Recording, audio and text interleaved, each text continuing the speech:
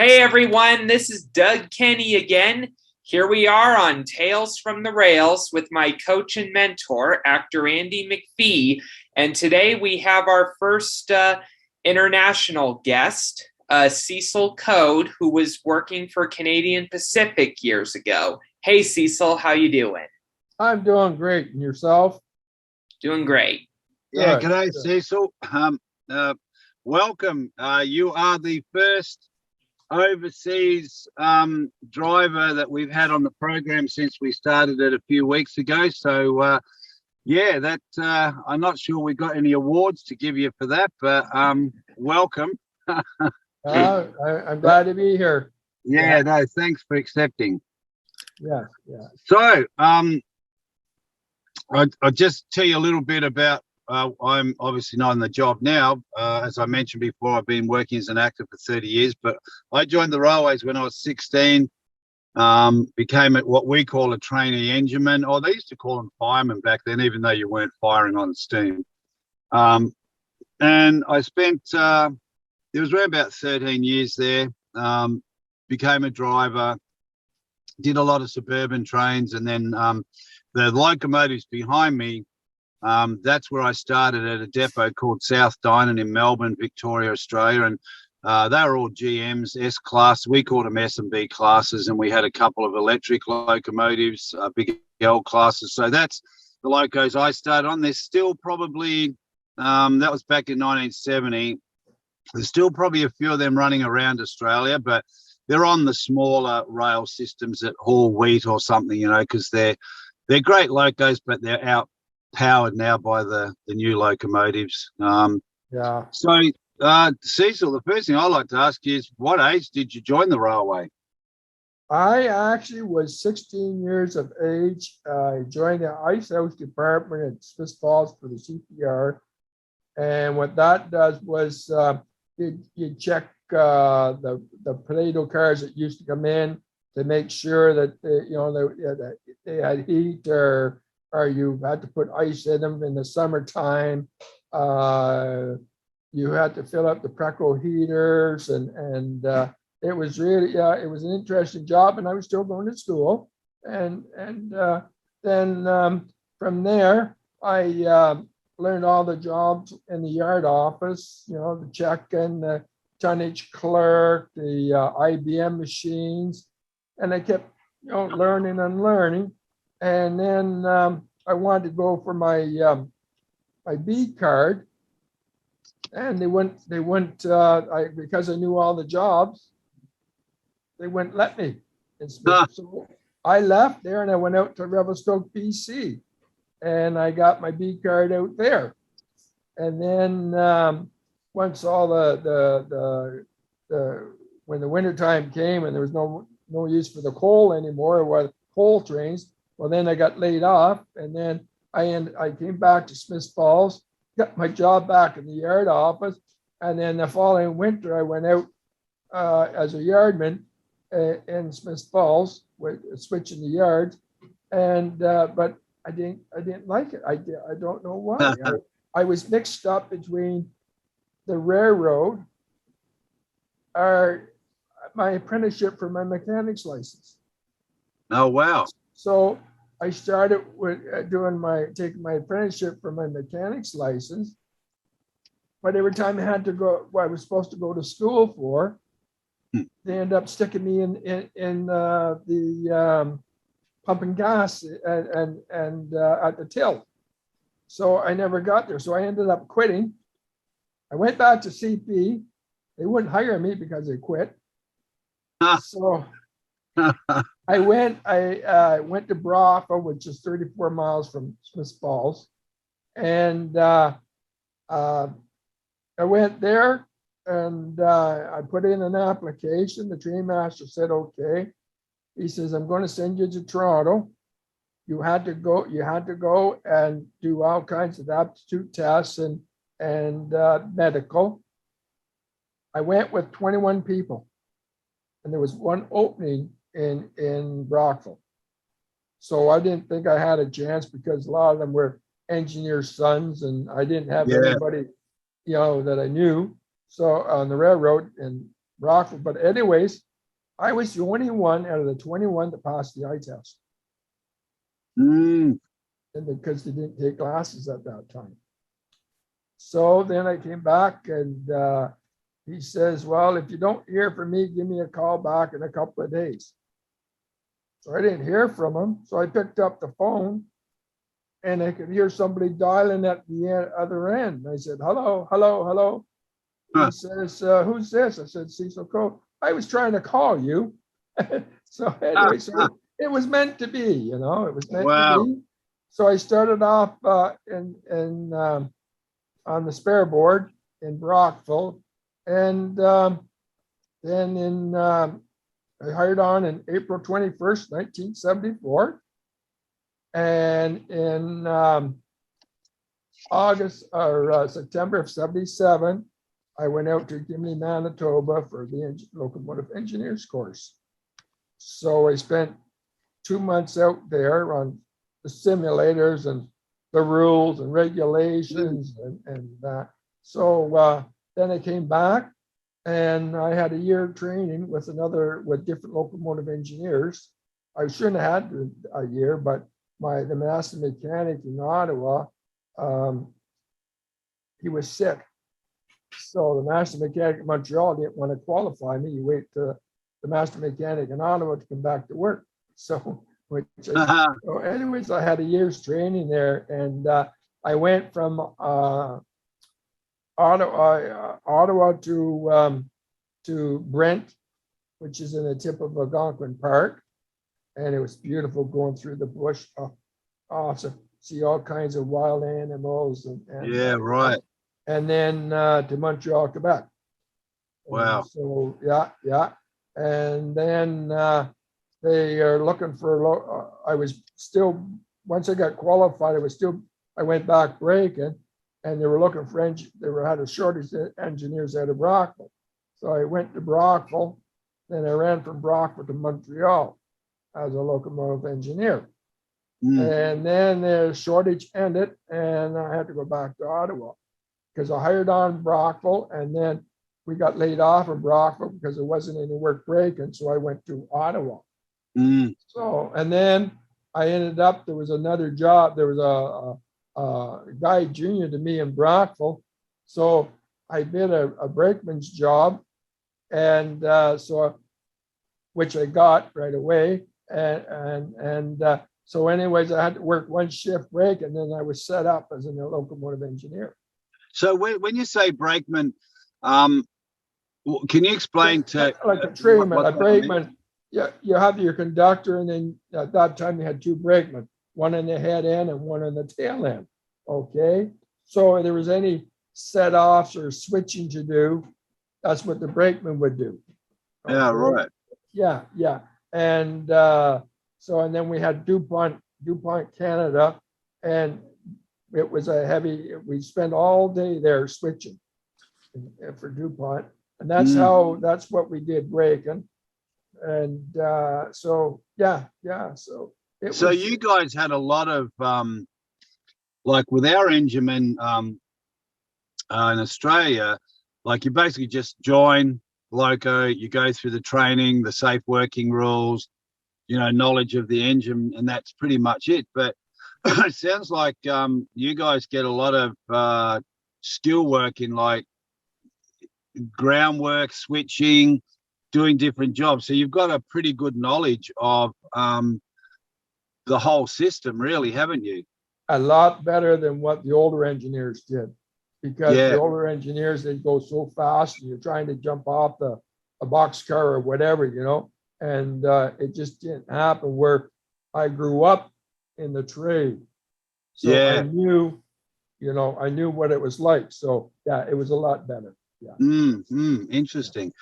And how long did so when you first joined the job, say as to be a trainee engineman, what was the name you called them? Like we called them trainee engineman or fireman when you first joined. We call them ESB, engine service brakeman.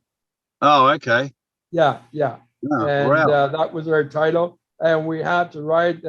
Once we got qualified and we were back braking, we had to ride the head end both ways. Oh, right. Yeah, yeah, and then you usually relieve the engineer. You drive, or you'd run the train, and then or sometimes you just sit there and Yeah. if you had a straight shot, once you left the yard or left the terminal, well then you just sat there until we got the other terminal. Oh, okay. Yeah, sort of. So you were a second engineer on, but you had different duties until you became an engineman. Like, correct. Yes. Yeah. Yes. Okay. Interesting. Yeah. Oh well, there's sort of even now. See, that's sort of, if I'm correct, because I did when I left the job. We still had guards in a brake van, and their job was to do switching, or what we call shunting. But a lot of that finished when I left. It's non-existent. It's all just long haul, mile-long trains like it is here in the States. But yeah, we had the guard. We had, say, us, the trainee engineman or fireman in Melbourne, Australia. They called it fireman Q, which means fireman qualified if you'd done your Westinghouse air brake exam. So once you'd done that, you were then qualified to sit in the driver's seat under his instruction and drive. And that's where we got our training. And back then, you could go do your engine exam in your own time when you're not working off shift. So the sooner you got qualified, the sooner you're out. But a lot of guys didn't, and they just sat back and wanted to be the second man on the engineman. And we never had to do any shunting. It was all the guard did it. But now there's no guards. And if there is anything to be done, I'm pretty sure from what I've understood from some of my friends is that now the second man in the engine, he takes the consist, takes all the, the writing. He does all the paperwork. And if there's any switching or shunting to be done, they do it. So what you're talking about, we didn't do that, but now we're doing it, So it's sort of changed around with technology moving ahead and reducing crews as well. Do you have always two men on the engine where you are, or just one? There's two. There's just the engineer and the conductor now. But right. Yeah. And same home. And then but I was in Brockville working, and then they closed Brockville up in 1980. So I ended up having to go to Ottawa, which instead of it being 34 miles from home, it was 45 miles from home. Oh, wow. Didn't matter, But so then in 1995, they closed up Ottawa. Gosh. So I could either go to Belleville, but I would lose 20 years seniority, or I could go to Montreal and they keep my seniority because we're in the same. So I went to Montreal. And so anyways, I ended up, running the way freight from Montreal to Brockville. And, and then I got on the Montreal to Belleville, which is 200 and, let me see, about 201 miles, 202 miles.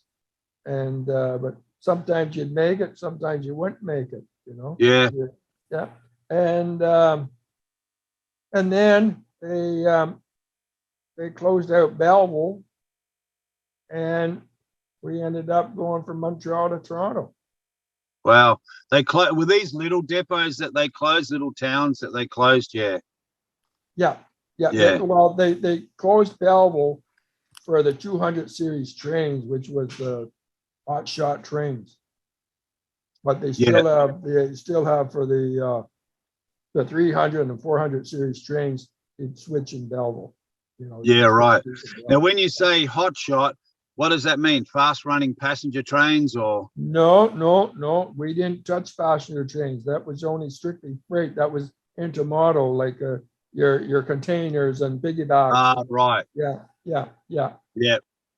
And the last train I ran,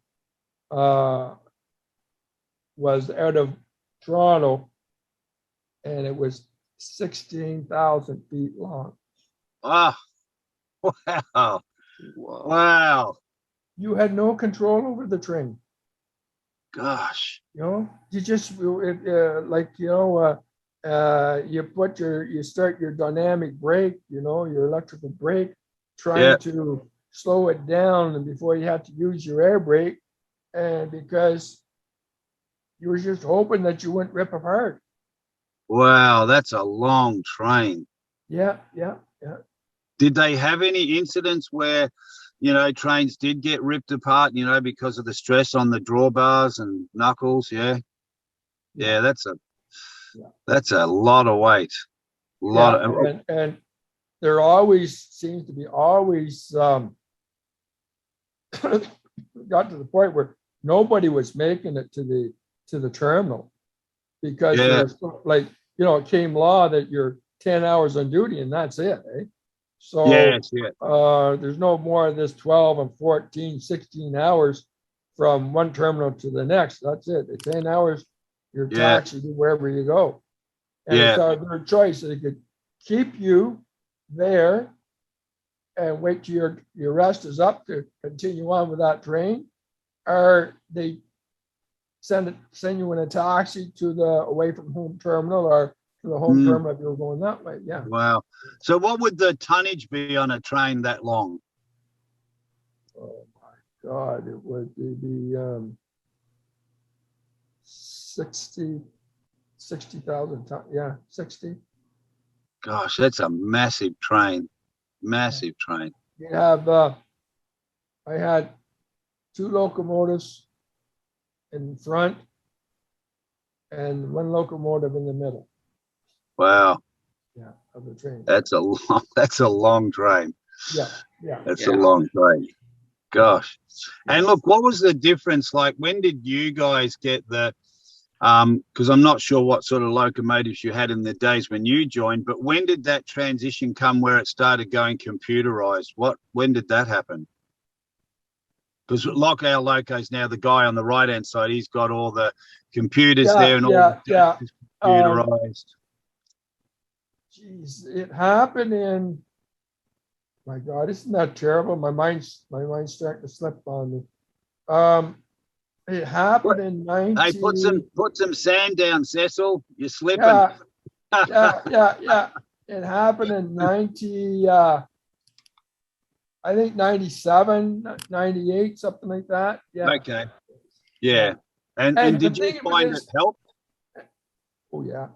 But the thing of it is, Andy, they put us. We got a brand new spanking locomotive, all computerized, everything okay with the works.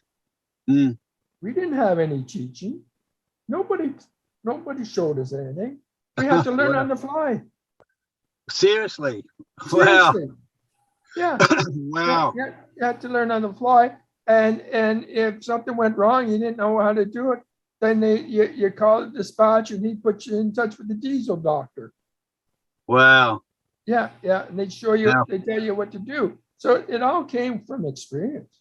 Yeah. Well, that's what one of the drivers, one of my mates, said back in the time, like a couple of weeks ago. He said, now, very similar what they do. He said, if we don't have to know have a lot of knowledge about the engines anymore. You just call the diesel doctor basically, and they tell you what to do. Because my mate, who's a driver in Sydney and New South Wales, Australia, he was a fitter and turner, and he's on the sidekick when he's not working. He builds motorcycles, so he knows about engines and all that. He said, but like there's little things you can do. So you just get on the phone and exactly what you say, call the diesel doctor, and they'll just tell you what to do. And also they give them, training for when all this came out with the new locomotives. But when you learn it on the fly, like you said, you probably actually learn it a bit. I mean, it's harder, but you probably actually have a better knowledge because you're actually learning it yourself by mistake and.